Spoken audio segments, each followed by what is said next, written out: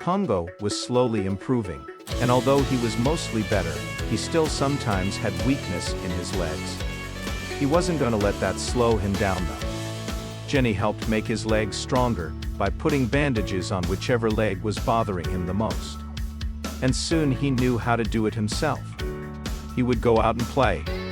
He was really enjoying feeling so much better, running, niffing around and just doing dog things. One day, Pongo finds a hidden, ancient-looking machine partially buried under some leaves. He paws at it, intrigued. Then the next day it happened again. Another old and odd-looking piece of machinery sticking out of the ground. Then he found another piece, and another, and another, and the parts all seemed to fit together.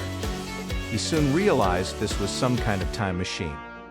Being both curious and fearless, he wanted to know if it really was a time machine, so he decided to press the button and see what happened. A strange light came out of the machine and surrounded him. He found himself inside a portal of some sort. "This is amazing," he thought to himself as he looked out and saw the strange futuristic-looking city in front of him. And he looked back to see there was nothing but machine behind him. His past was gone.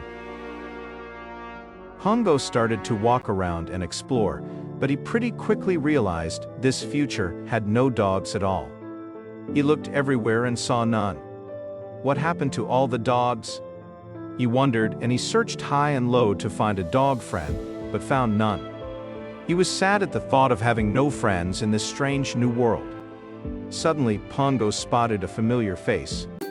It was Mark. He could not believe his eyes. Mark was staring at an old photo of Pongo, clearly missing him. Mark sees Pongo and cannot believe his eyes. He looks up and thanks God for this incredible miracle. He thought he would never see his dog again. So much time had passed. This was just unbelievable.